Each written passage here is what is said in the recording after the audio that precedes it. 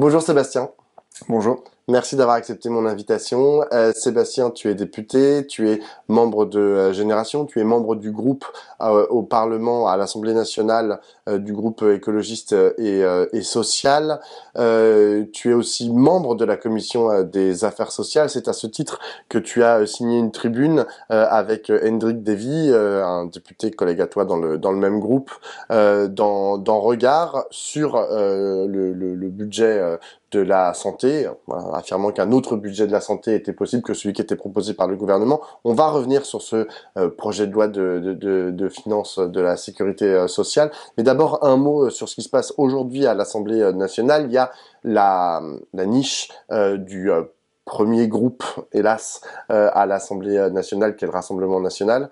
Et ils font la proposition, ils voulaient mettre à l'ordre du jour un texte d'abrogation de la réforme des retraites qui a été détricoté en commission des finances, ils ont enlevé la substantifique moelle du texte, et puis derrière, Yael Braun-Pivet a dégainé l'article 40 pour pas qu'ils remettent leurs amendements qui avaient été retoqués. Donc du coup, là, il est 9h49, je sais pas s'il va y avoir un vote, s'ils vont pas retirer, parce que ça a plus de sens de faire un vote. Toi, comment est-ce que tu te positionnes sur ce sujet? Est-ce que tu te dis, ouf, on va pas voter ce texte d'abrogation des retraites, comme ça évite à la gauche, au nouveau Front Populaire, d'être divisé sur le fait s'il fallait ou non voter un texte proposé par le Rassemblement national? Bah, le texte est en discussion, il y a les DG là actuellement, enfin j'étais dans l'hémicycle avant de te rejoindre. Le texte a été vidé effectivement la semaine dernière, mercredi, en commission des affaires sociales. Il a été parce que, en fait, quand on veut financer la réforme, enfin en tout cas si on veut revenir à 62 ans, la grande question est comment on le finance.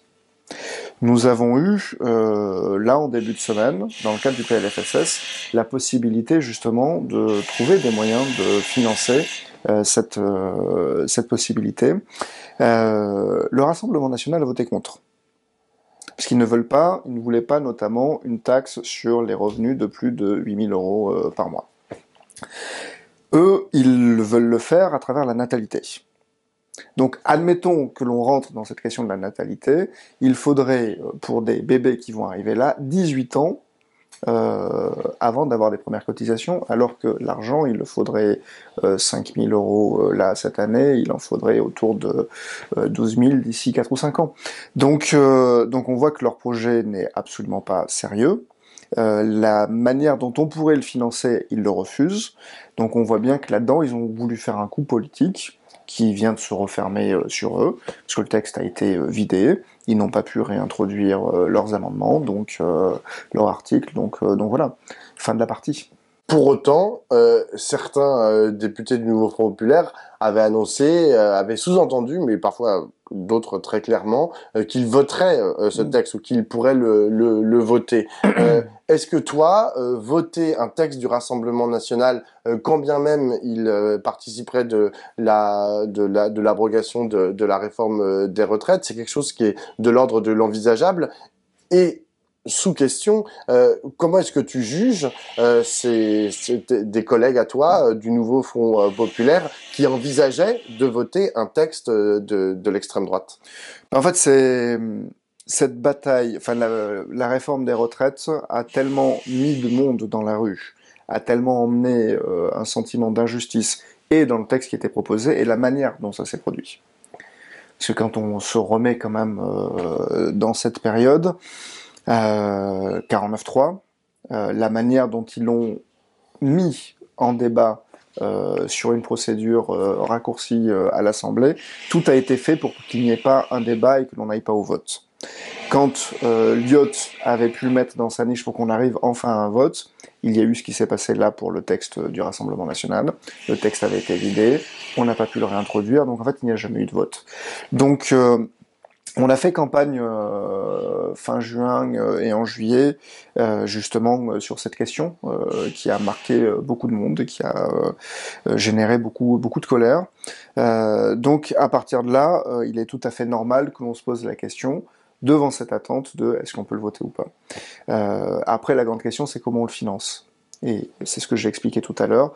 À partir de là, il y a un décalage et on voit bien que si ce n'est pas financé, ce n'est qu'une escroquerie.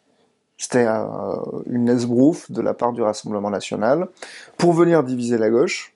Et donc je suis très content que l'on n'arrive pas à ce moment-là, parce qu'effectivement pour beaucoup de personnes, et selon les territoires, alors ceux qui gagnent dans des circos où la gauche fait 70%, étaient peut-être moins inquiétés, d'autres en milieu rural par exemple, et dans des zones plus compliquées, se posent des questions, et puis il y a beaucoup de personnes en fait qui se posent la question de on s'en fout que ce soit partisan, nous on veut que ce texte tombe.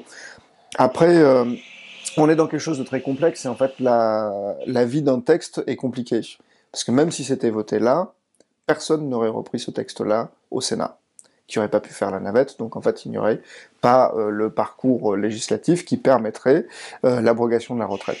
Bon. Là, dans un mois, il y aura la niche de la France Insoumise, avec l'abrogation des retraites, qui pourra ensuite être repris... Et le bon financement. Et le bon financement, qui pourra être repris par le Sénat lors de leur niche socialiste, et qui pourrait être repris par la niche donc de mon groupe en février à l'Assemblée.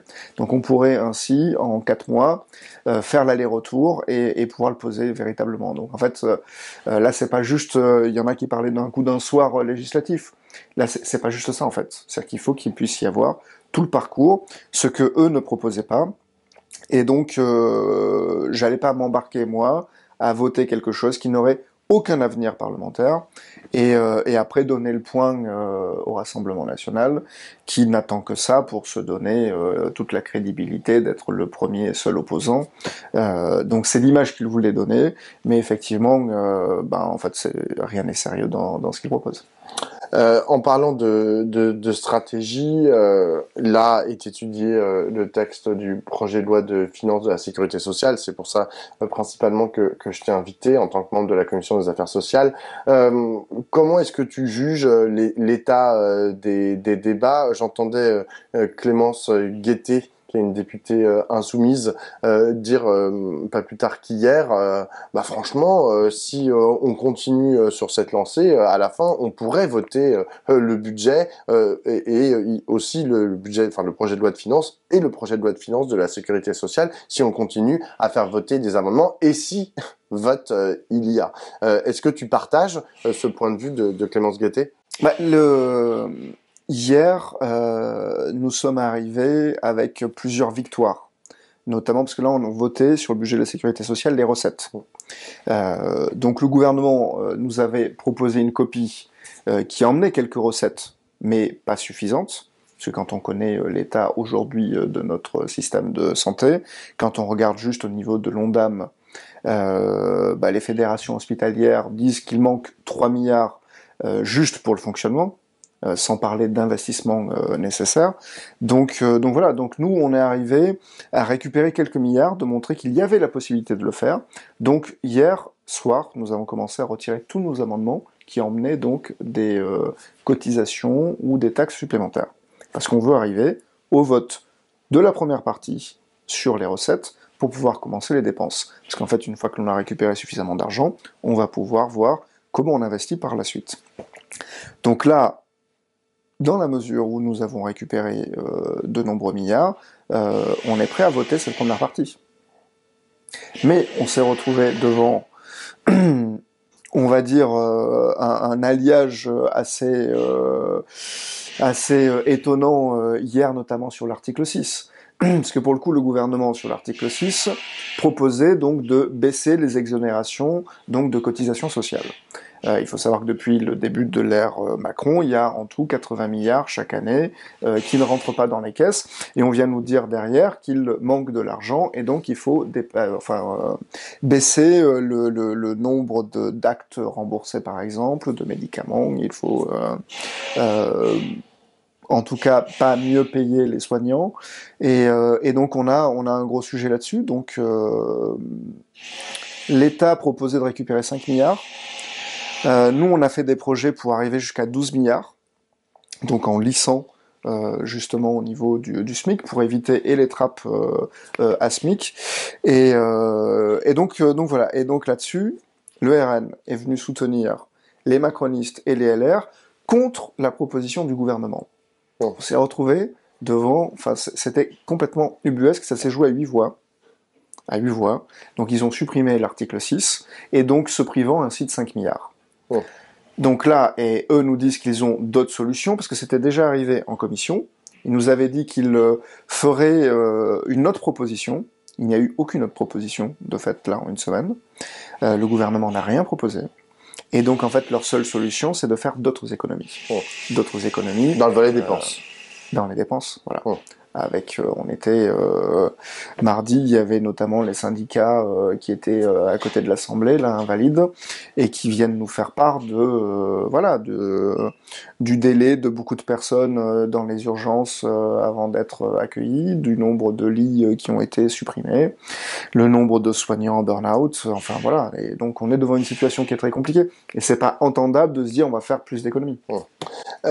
Est-ce que tu penses que le budget tel que de la sécurité sociale tel que vous êtes en train de le discuter, est-ce que tu penses que vous avez une chance, vous les députés, de pouvoir voter ce texte et qu'ensuite il soit adopté, ou est-ce que tu te dis on est en train de se battre et d'élaborer, de construire tout ça pour rien?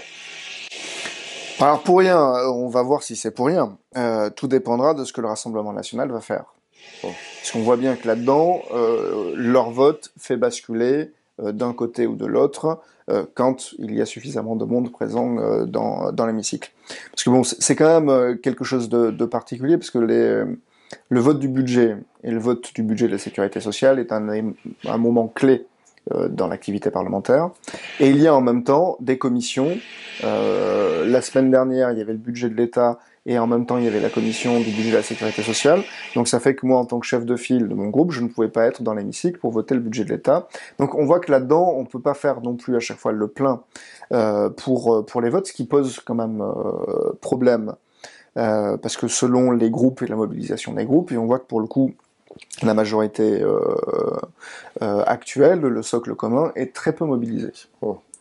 Donc en fait, ça se joue entre le NFP et puis le RN, et on voit bien que le RN, donc à des moments, vient voter nos amendements, et puis d'autres fois, dès qu'il y a des questions sur les taxes, notamment sur les milliardaires, là le RN ne vient pas défendre le peuple, mais vient défendre les milliardaires.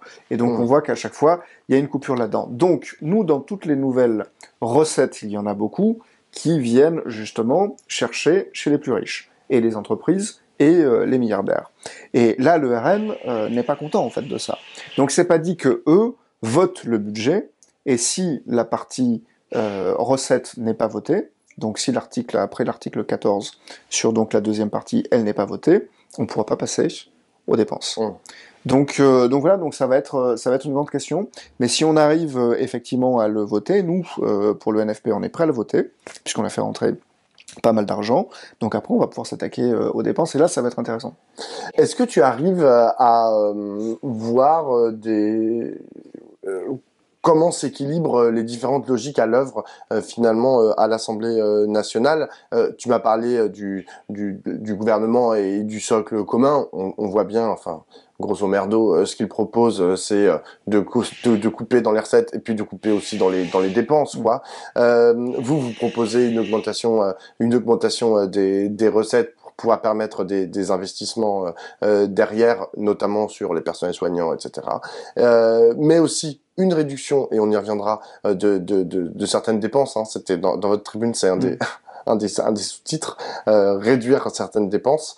Le Rassemblement national, bon, qui joue un jeu un peu paradoxal, mais est-ce que tu penses que en prenant en considération ces différentes logiques, est-ce que tu penses que à la fin vous êtes capable de produire un texte qui a du sens, qui est équilibré en matière de recettes et de dépenses, ou est-ce que c'est un vœu pieux et finalement Michel Barnier a raison lorsqu'il envisage le 49.3?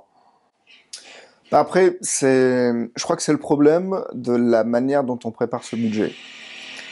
L'année dernière, le ministre Aurélien Rousseau nous avait dit que s'il restait en poste, nous aurions travaillé pendant 1 an l'écriture du budget que l'on vote là aujourd'hui.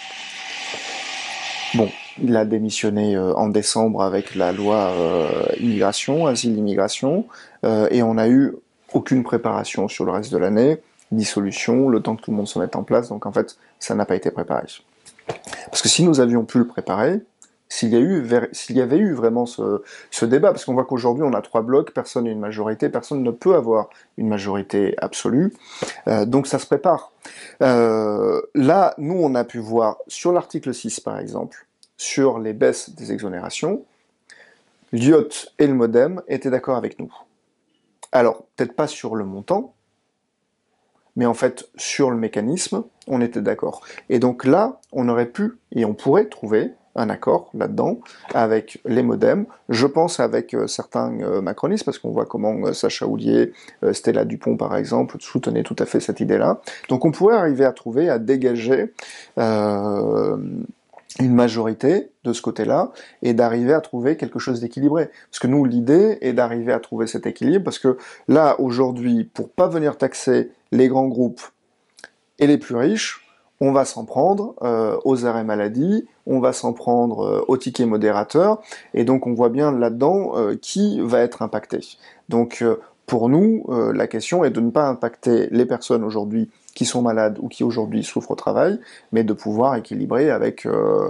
donc quand on voit le volume de richesse que certains ont pu engranger là ces dernières années, il y a assurément de quoi en récupérer. C'est intéressant, tu cites le ticket modérateur et les jours de carence, les arrêts maladie. C'est 2 mesures qui sont fortement ressorties des propositions du gouvernement et du socle commun. Comment est-ce que toi, pourquoi est-ce qu'ils ont fait ces propositions qui sont quand même, désolé de le dire, mais assez fortement impopulaires parmi la population. Est-ce qu'ils ont vraiment envie de se faire détester de tout le monde après la réforme des retraites, ou déjà ils se sont fait détester de tout le monde? Mais après, ce qui est terrible là-dedans, c'est que l'on ne l'aura pas en vote. Ça va passer par voie réglementaire. On ne pourra pas en débattre. On ne peut pas en débattre. Donc on l'a à chaque fois dans nos prises de parole, on l'a eu dans nos DG, mais il n'y a aucun article, aucun amendement du gouvernement qui met ça en question. Les assemblées ne vont pas pouvoir débattre de ces sujets qui quand même posent véritablement question, hein. Parce que derrière le ticket modérateur, c'est-à-dire que la part sécu ne bouge pas, mais comme le prix des séances va augmenter, c'est le transfert donc de ce montant sur le privé. Et donc on voit bien comment le pourcentage remboursé par la sécurité sociale va diminuer.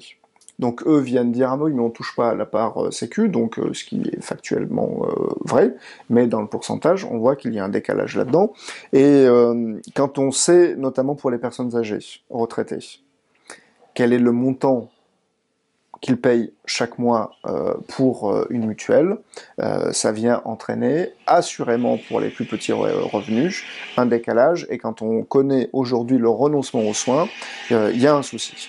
Après, sur la question des arrêts maladie, enfin de l'absentéisme, et là on voit qu'il y a quelque chose qui est purement scandaleux, hein, de venir parler d'absentéisme alors que des gens sont malades, sont des arrêts maladie.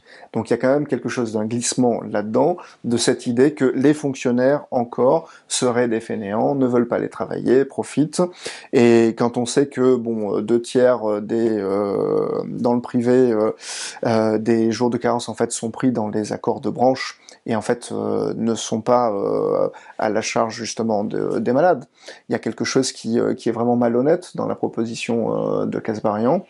Et donc voilà. Donc on voit mais après, enfin moi vraiment ce qui m'énerve là-dedans, c'est que ce sont ces 2 sujets.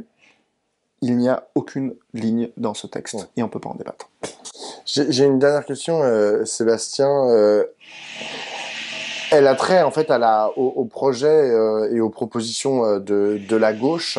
En gros, tout à l'heure, j'ai décrit de façon très caricaturale ce que proposait la gauche en disant, mais en gros, on va augmenter les recettes en augmentant les taxes et les impôts sur les plus riches ou les entreprises qui font le plus de bénéfices. Et puis comme ça nous permettra de dégager plus de pouvoir faire plus de dépenses, plus d'investissements. Est-ce que cette logique décrite comme ça te va? Est-ce que c'est suffisant pour décrire le projet de la gauche, notamment en matière de sécurité sociale et de santé? C'est pas suffisant. Alors déjà, nous, l'objectif était de s'appuyer sur les besoins. Quand on voit les besoins aujourd'hui, quand il y a, je crois que c'est 85% des EHPAD qui sont en déficit aujourd'hui, on a eu quand même une annonce lors des auditions ministres il y a 15 jours, avec le ministre de Bercy, qui a avoué, pour la première fois, que le Ségur n'avait pas été financé. Donc en fait, il y a 11 milliards qui n'ont pas été financés. Donc il était pris en maintenant un budget, on va dire, quasi constant. Donc ça veut dire qu'il y a 11 milliards qui ont été pris sur d'autres choses. Voilà ce que ça veut dire. Donc nous, quand on veut s'appuyer sur les besoins, si on veut augmenter les salaires, ce qui était nécessaire, puisqu'on l'a vu après le Covid, que c'était un point essentiel, même si ça fonctionne par prime et pas par salaire augmenté, qui pose un problème pour les retraites par la suite, et sur beaucoup de choses. Ce n'était pas financé, donc ça pose un problème. Donc on s'appuie, sur les besoins. Ensuite, il faut faire des économies. Enfin, il faut poser la question de notre système aujourd'hui, et quand on voit l'explosion des maladies chroniques, notamment, on voit bien qu'il y a un souci, ça coûte de plus en plus cher, et donc il faut se poser la question et venir chercher à la racine. Quand on voit que la question de la malbouffe, et tout ce qu'il y a autour, donc les maladies cardiovasculaires, le diabète, l'obésité, il y en a pour 60 milliards chaque année.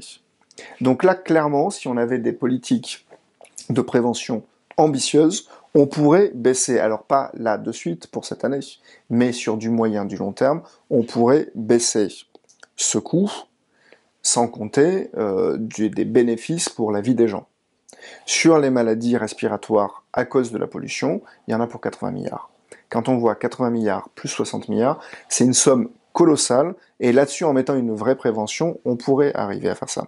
Donc là, l'idée est comment, si on vient mettre fin aux pesticides, si on vient mettre... Alors, on l'a mis aussi, nous, dans nos recettes, mais par exemple, on met des taxes sucre. De pouvoir avancer sur le Nutri-Score. Parce qu'il y a quand même aujourd'hui beaucoup de boîtes qui ne mettent pas le Nutri-Score. Et on sait pourquoi ils ne le mettent pas. Parce qu'aujourd'hui, quand on voit des boîtes de biscuits, notamment de boîtes qui sont plutôt vertueuses à mettre peu de sucre, quand on regarde dès qu'il y a un peu de chocolat ou je ne sais quoi, on est en B, C, alors on n'ose même pas imaginer si ceux qui mettent beaucoup de sucre appliquaient ce Nutri-Score, en fait, ça ne rentrerait pas là-dedans. Donc, et ce serait quelque chose de catastrophique. Donc effectivement, il faut arriver à prendre la mesure de ça. Il faut arriver à changer ses habitudes alimentaires pour éviter de se retrouver avec les conséquences qu'il y a derrière. Quand on voit le nombre d'enfants aujourd'hui qui souffrent d'obésité, forcément, c'est une inquiétude pour et leur santé et leur vie au quotidien. Mais ça, hélas, c'est pas dans le budget que ça va être débattu. Non. Enfin, j'aimerais bien que ça soit le cas, mais il faut vraiment qu'on soit au pouvoir pour pouvoir mettre ça. En fait, il faudrait être au pouvoir, et deux, il faudrait changer les règles. Parce qu'en fait, aujourd'hui, on a un gros problème. Sur la sécurité sociale, sur les questions de santé, chaque année, on a un vote du budget. Et donc on peut se dire que chaque année, c'est chouette, on va pouvoir débattre des enjeux autour de la santé. Mais en fait, quand on regarde l'écriture d'un PLFSS, on a les tableaux recettes, dépenses, on a par branche le montant, mais en fait, il y a très peu de portes d'entrée, très très peu. Et il n'y a aucune dynamique sur du long terme. C'est-à-dire que nous, ce qu'on réclame, et on est pour le coup plusieurs à réclamer ça, parce que tout le monde en voit les limites, d'avoir un fonctionnement et un financement pluriannuel, que l'on puisse avoir une loi de financement, par exemple, sur la santé, de pouvoir, en début de mandat, voter pendant 5 ans ce que l'on veut faire et comment on peut justement investir. Parce Comme ça existe pour les questions militaires. Ça existe pour les questions militaires, ça existe pour la question de la justice, mais on ne l'a pas pour la santé. C'est-à-dire que si on veut baisser par exemple certaines pathologies, qu'est-ce que l'on met en place en prévention? Qu'est-ce que l'on met en place au niveau des équipes, des structures pour pouvoir y arriver? Si on veut améliorer les qualités de travail justement des professionnels de santé, comment on met en place un plan? Et en fait, cette chose-là, on ne peut pas en discuter. Et il faudrait que l'on puisse avoir ce débat dans les deux chambres. Et effectivement, il faut arriver à changer cette dynamique-là. Après, sur la question de la prévention, on se retrouve avec des limites importantes, parce que dans ce que j'évoquais, si on prend la question de la malbouffe, si on veut mettre les moyens de ce côté-là, ben en fait c'est dans le budget de l'agriculture, c'est dans le budget de l'industrie. Et on voit bien que là-dedans, nous, quand on vote le budget de la Sécu, même si on voulait avoir cet objectif-là, ben en fait, si c'est pas travaillé avec tous les autres différents budgets, ben en fait, on pourra pas obtenir cet objectif, parce que tout fonctionne par silo, et on voit que le budget qui est voté, on vote tout par couloir, sauf que beaucoup de choses, en fait, sont interconnectées, et sur la question des maladies respiratoires, il y a la question du transport, il y a la question du logement, il y a la question de l'écologie, et donc ces questions-là, en fait, sont importantes. Après, sur la question des économies, on se retrouve avec beaucoup de bâtiments qui ont été construits dans les années 60, qui sont absolument pas adaptés aujourd'hui pour le dérèglement climatique, et qui emmène en fait des coûts très très importants au niveau de l'énergie. Et donc là, on a une explosion pour beaucoup de structures qui se retrouvent en grande difficulté de pouvoir payer le chauffage. Donc là, si on met pas les moyens assez rapidement, on sait très bien que ça va être très compliqué, même dans le fonctionnement, parce qu'on a eu quand même des retours de blocs opératoires qui, quand on est en pleine canicule, ont du mal à maintenir à basse température les blocs opératoires.